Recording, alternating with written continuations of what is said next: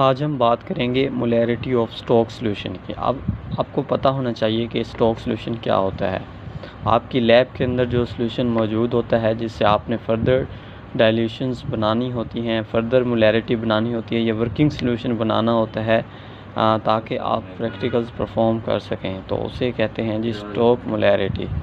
अब stock molarity जो है वो कैसे कैलकुलेट करते हैं? कोई भी अगर आपको स्टोक सॉल्यूशन दिया हुआ है तो उसकी मोलैरिटी कैसे फाइंड आउट करते हैं?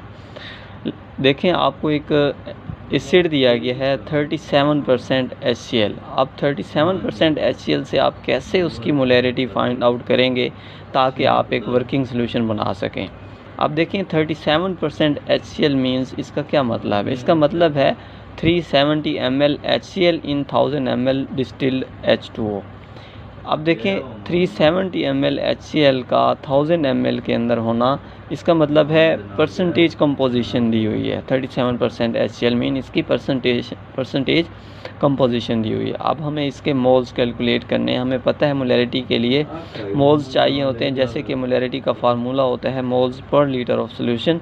तो अब हम क्या करेंगे, इसके मोल्स कैलकुलेट करेंगे। अब मोल्स के अंदर भी फिर फार्मूला होता है मैस ओवर मोलर मैस।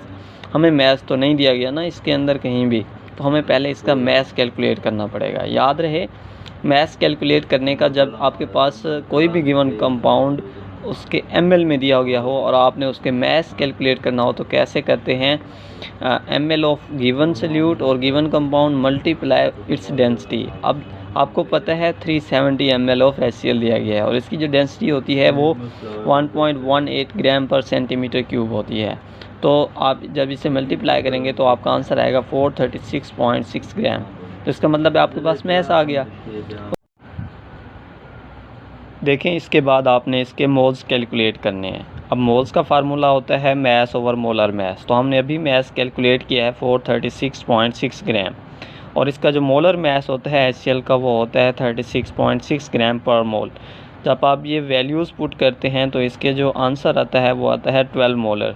इसका मतलब है 37% HCl एक स्टोक सॉल्यूशन दिया हुआ था और आपने उसकी डेंसिटी को यूज़ करते हुए उसकी मोलैरिटी कैलकुलेट कर ली। इसका मतलब है आप स्टोक सॉल्यूशन से उसकी मोलैरिटी कैलकुलेट कर सकते हैं, और वो भी ईजी वे में।